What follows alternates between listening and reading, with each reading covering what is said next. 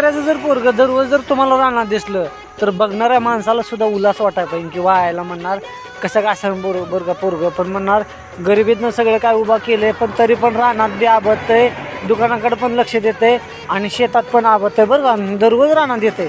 असं स्वाभिमानानं अभिमानानं सांगायला कुठलं होतं वा हॅट म्हणणार काय बघा आकड मारते म्हणणार, दररोज रानात येते म्हणणार, जणू काय म्हणणार काय जाऊ द्या नाही काय बोलत. तर ही अशी म्हणजे माझं मन एवढं दुखावलं जातं का नाही, असं लोकांनी काय बोललं किंवा असं कोणाबरोबर कुचबोलली की माझं मन असं निगेटिव्ह होतं.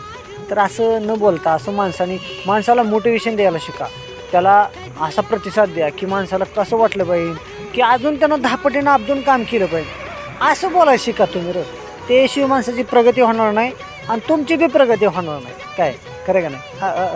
खरं का नाही? खरं का नाही? अरे होय म्हणा ना, बरोबर का खरं आहे ना. तर हाच गोष्टी आहे त्या. तर असं करत करत माणसं निश्चित दोघाबरोबर असंच करते ती, बरोबर आहे का म्हणत, आणि असं आम्हाला कुचकं पाजरं बोलते ती.